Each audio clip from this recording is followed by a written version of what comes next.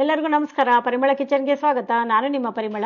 ಇವತ್ತು ನಾನು ಬದನೆಕಾಯಿ ಪಚ್ಚಡಿ ಅಥವಾ ಚಟ್ನಿ ಮಾಡುವುದು ಹೇಗೆ ಅಂತ ತೋರಿಸ್ತಿದ್ದೀನಿ. ತುಂಬ ರುಚಿಯಾಗಿರುತ್ತೆ. 10 ನಿಮಿಷಕ್ಕೆಲ್ಲ ರೆಡಿ ಆಗುತ್ತೆ. ರೊಟ್ಟಿ, ಚಪಾತಿ, ಪೂರಿ, ದೋಸೆ, ಅನ್ನಕ್ಕಂತೂ ತುಂಬ ಚೆನ್ನಾಗಿರುತ್ತೆ. ಒಂದ್ಸಲಿ ನೀವು ಮಾಡ್ಕೊಂಡು ನೋಡಿ. ಅರ್ಧ kg ಬದನೆಕಾಯಿನ ಕಟ್ ಮಾಡಿ ಉಪ್ಪು ನೀರಲ್ಲಿ ಹಾಕಿಟ್ಟಿದ್ದೀನಿ. ಉಪ್ಪು ನೀರಲ್ಲಿ ಹಾಕಲಿಲ್ಲ ಅಂದರೆ ಬದನೆಕಾಯಿ ಎಲ್ಲ ಕಪ್ಪಾಗುತ್ತೆ. ನೋಡಿ, 2 ಥರ ಬದನೆಕಾಯಿ ತೊಗೊಂಡಿದ್ದೀನಿ.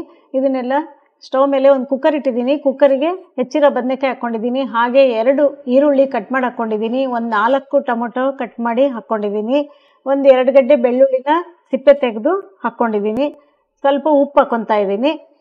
ಉಪ್ಪು ಹಾಕ್ಕೊಳ್ಳೋದ್ರಿಂದ ತರಕಾರಿಗೆಲ್ಲ ಚೆನ್ನಾಗಿ ಉಪ್ಪು ಹೀರುತ್ತೆ. ಅದಕ್ಕೋಸ್ಕರ ಅದು ಮುಳುಗೋ ಅಷ್ಟು ನೀರು ಹಾಕ್ಕೊತಾ ಇದ್ದೀನಿ. ಒಂದು 2 ಲೋಟದಷ್ಟು ನೀರು ಹಾಕ್ಕೊಂಡು ವೆಯ್ಟ್ ಹಾಕಿ ಒಂದೇ ಒಂದು ಶೀಟಿ ಹೊಡಿಸ್ತೀನಿ. ಅಷ್ಟರೊಳಗೆ ನಾವು ಒಂದು ಮಿಕ್ಸಿ ಜಾರಿಗೆ ಒಂದು 4 ಹಸಿಮೆಣಸಿನ್ಕಾಯಿ ಕಟ್ ಮಾಡಿ ಹಾಕ್ಕೊತಾ ಇದ್ದೀನಿ. ಹಾಗೆ ಒಂದು ಸ್ವಲ್ಪ ಕೊತ್ತಂಬರಿ ಸೊಪ್ಪು, ಒಂದು 2 ಸ್ಪೂನಷ್ಟು ಕೊತ್ತಂಬರಿ ಸೊಪ್ಪು ಹಾಕ್ಕೊತಾ ಇದ್ದೀನಿ. ಒಂದು 4 ರಿಂದ 5 ಬೆಳ್ಳುಳ್ಳಿ ಹಾಕ್ಕೊತಾ ಇದ್ದೀನಿ. ಅಲ್ಲಿ ಬೇಯೋಕ್ಕೂ ಹಾಕ್ಕೊಂಡಿದ್ದೀನಿ, ಇಲ್ಲಿ ರುಬ್ಬೋದಕ್ಕೂ ಹಾಕ್ಕೊತಾ ಇದ್ದೀನಿ. ಒಂದು ಸ್ವಲ್ಪ ಉಪ್ಪು ಹಾಕ್ಕೊಂಡಿದ್ದೀನಿ. ಅಲ್ಲಿ ಬೇಯೋದಕ್ಕೂ ಉಪ್ಪು ಹಾಕ್ಕೊಂಡಿದ್ದೀನಲ್ವಾ, ಅದಕ್ಕೋಸ್ಕರ ಇಲ್ಲೊಂದು ಸ್ವಲ್ಪ ಹಾಕ್ಕೊಂಡಿದ್ದೀನಿ. ನೋಡಿ, ಈ ಥರ ಪೇಸ್ಟ್ ಮಾಡಿ ಇಟ್ಕೋಬೇಕು. ಒಂದು ಶೀಟಿ ಹೊಡೆದು ಕೂಲಾಗಿದೆ, ತೆಗಿತಿದ್ದೀನಿ. ನೋಡಿ ಎಷ್ಟು ಚೆನ್ನಾಗಿ ಮೆತ್ತಗಾಗಿದೆ ಅಂತ. ಅದನ್ನೆಲ್ಲ ತಗೊಂಡು ಒಂದು ತಟ್ಟೆಗೆ ಹಾಕ್ಕೊತಾ ಇದ್ದೀನಿ. ಒಂದು ಸ್ವಲ್ಪ ನೀರು ಇರಲಿ ಬಿಡಿ, ಏನಾಗೋದಿಲ್ಲ. ಯಾಕೊತ್ತಾ, ಆಮೇಲೆ ಬೇಕಂದರೆ ನೀರು ಆ್ಯಡ್ ಮಾಡ್ಕೋಬೋದು. ಸ್ವಲ್ಪ ನೀರು ಬೇಕು ಅಂತಂದರೆ ನಿಮಗೆ ಹೆಂಗೆ ಹದ ಬೇಕೋ ಆ ಥರ ಮಾಡ್ಕೋಬೋದು. ಇದನ್ನೆಲ್ಲ ಈಗ ಒಂದು ಸ್ಮ್ಯಾಶರ್ ತಗೊಂಡು ಚೆನ್ನಾಗಿ ಸ್ಮ್ಯಾಶ್ ಮಾಡ್ತಾಯಿದ್ದೀನಿ. ನೀವು ಸೌಟು, ಸ್ಪೂನು ಯಾವುದ್ರಲ್ಲಾದರೂ ನಡೆಯುತ್ತೆ, ಯಾವುದಿರುತ್ತೋ ಅದೇ. ಚೆನ್ನಾಗಿ ಎಲ್ಲ ಕೂಡೋ ಥರ ಚೆನ್ನಾಗಿ ಸ್ಮ್ಯಾಶ್ ಮಾಡ್ಕೊಳ್ಳಿ.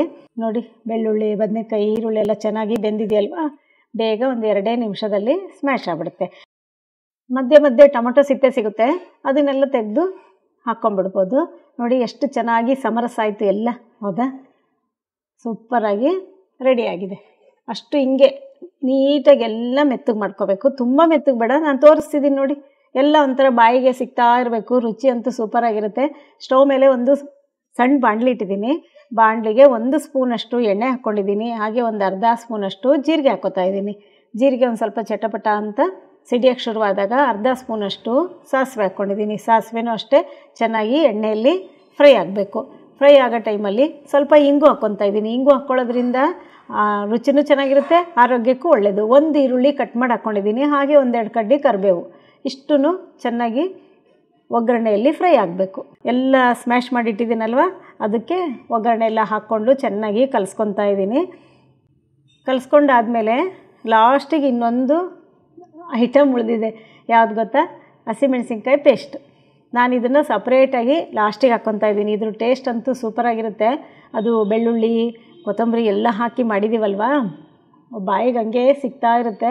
ಬಾಯೆಲ್ಲ ರುಚಿ ಕೆಟ್ಟೋಗಿರುತ್ತೆ ನೋಡಿರಿ, ಹುಷಾರಿಲ್ಲ ಹಂಗೆಲ್ಲ ಆದಾಗ ಇದನ್ನು ಮಾಡ್ಕೊಂಡು ತಿನ್ನಿ, ಎಷ್ಟು ಚೆನ್ನಾಗಿರುತ್ತೆ ಗೊತ್ತಾ.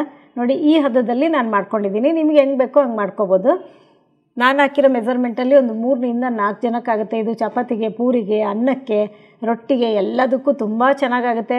5 ನಿಮಿಷಕ್ಕೆಲ್ಲ ನೀವು ರೆಡಿ ಮಾಡ್ಕೊಂಬಿಡ್ಬೋದು. ದಯವಿಟ್ಟು ಒಂದು ಲೈಕ್ ಕೊಡಿ, ಶೇರ್ ಮಾಡಿ. ಹಾಗೆ ಮಾಡಿಕೊಂಡು ಹೆಂಗೆ ಬಂತು ಅಂತ ನನಗೆ ಕಾಮೆಂಟ್ ಮೂಲಕ ತಿಳಿಸೋದಂತೂ ಮರಿಲೇಬೇಡಿ. ನಾನು ಕಾಯ್ತಾ ಇರ್ತೀನಿ.